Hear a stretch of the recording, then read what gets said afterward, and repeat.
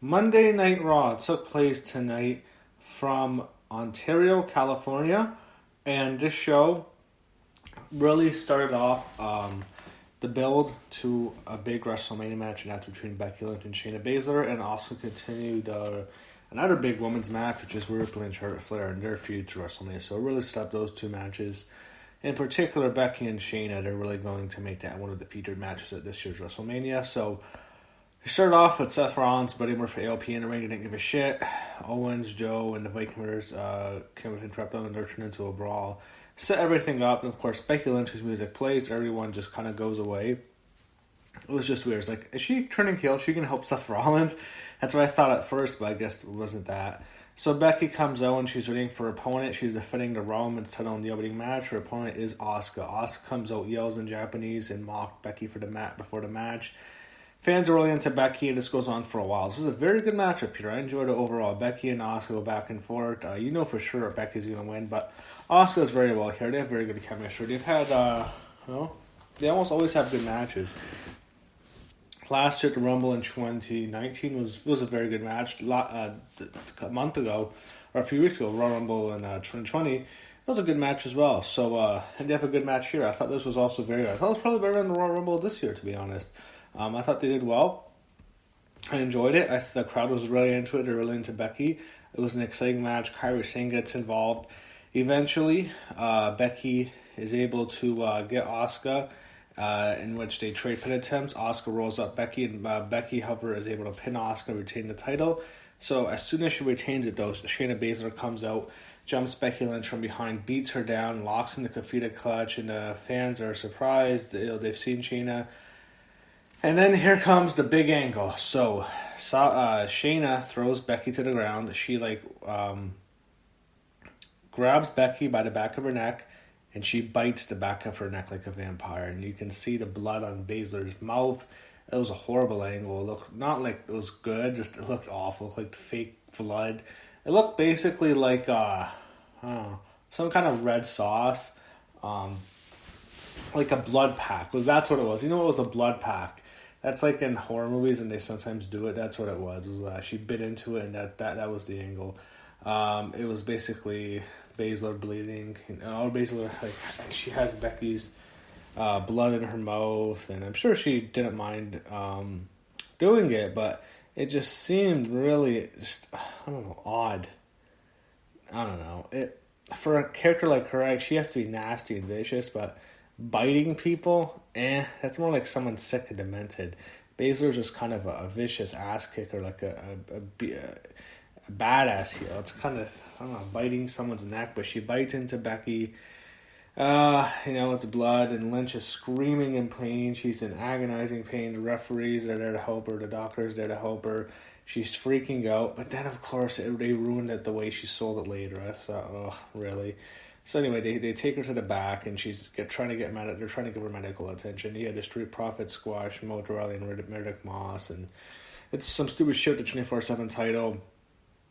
So then they go to backstage, and they're trying to convince Becky to get in the ambulance to go to a local medical facility, not a fucking hospital. It's a local medical facility.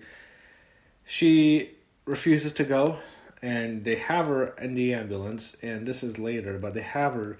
She's ready to go, and she kicks the door down, and then she throws the driver out of the ambulance. She drives away and goes to the hospital driving. She steals the ambulance. Should be in jail.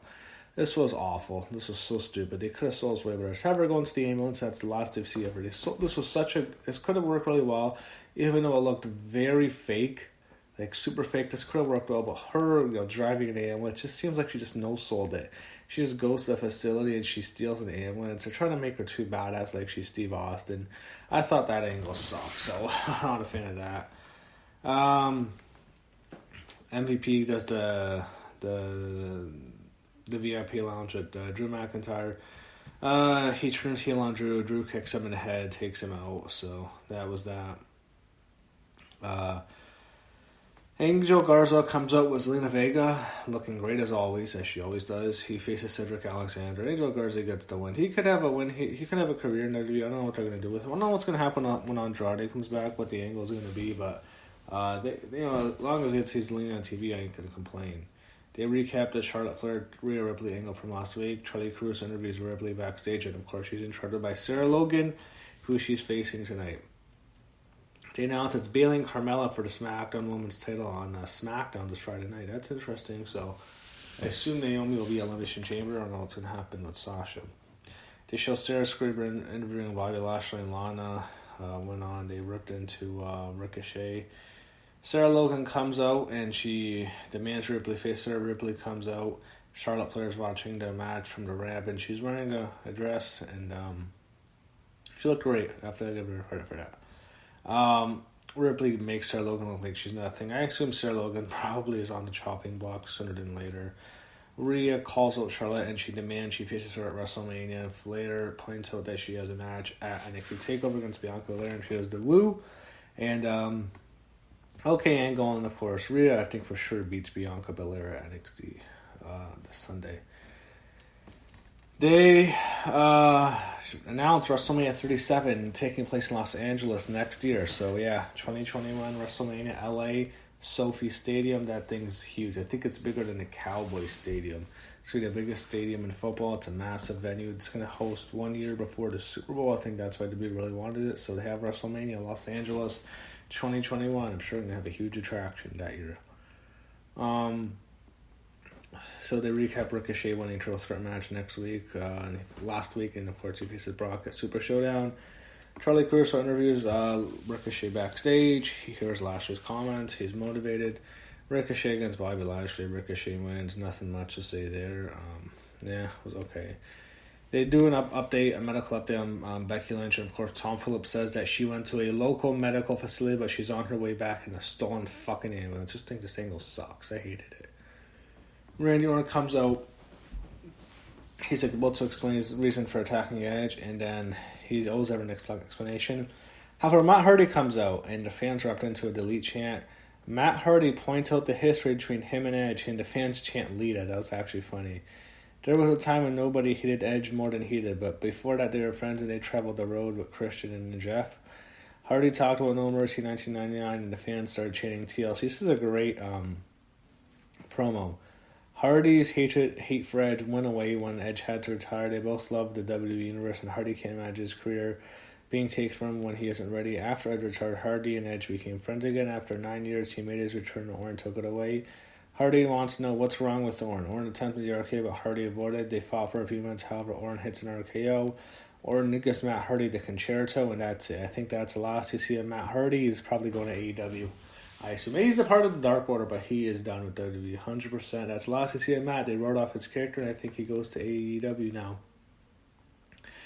They recap Ruby Riott returning last week. They show Sarah Scriber backstage interviewing Ruby Riott, and she wants to teach Liv Morgan a lesson. I assume they'll probably have a match next week. So, Aleister Black destroys Akira Tozawa. Whatever. In the back, they show Becky Lynch. She returns to the arena in the ambulance. She comes out to the ring and she has a band-aid over the back of her neck and she has blood on her hair. Shayna just, they're trying to sell she ate her. I'm sure she'd love to eat Becky, but she ate a chunk out of Becky's, bit a chunk out of Becky's neck. I don't know. Okay. For her, to truly sell us, they should have sold us better. Shouldn't have had Becky not return. They don't want to make her look weak because she's the top phase, but just don't have her come back for the rest of the night. Make her go to the ambulance and have her off TV for 2 weeks to really sell this angle. It didn't work. Just she comes back, that's it. Becky says Bayley better find her, but Lynch before she finds her. Next, main event, Seth Rollins, Buddy Murphy, and the AOP against Kevin Owens, Samoa Joe, and the Viking Raiders. This was an okay match. Went on for a while. Decent main event.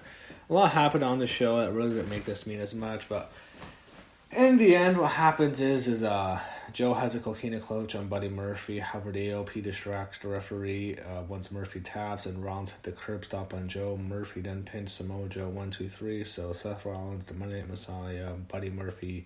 Sorry, Murphy. You can't call him Buddy Murphy anymore. He's just Murphy. They changed his name to Murphy. In the AOP. Of course, you can't call him the Authors of Pain. They're the AOP. So Murphy, AOP, Seth Rollins get the win. Maybe Rollins just becomes Rollins now. I don't know. Maybe he can't be Seth, but too long of a name. That was Raw. Okay show. The whole thing was centered around the Becky angle. I thought it was okay. I thought it was good at first, to be honest. Once they did the whole stuff with the ambulance, I thought I heard it, but yeah, I thought, you know what, they're trying to sell us. They did a good job. They did a decent job at Charlotte and Rhea Ripley too. So that's the build for WrestleMania. I thought it was a decent show overall, and that's Raw. And we continue on the road to WrestleMania.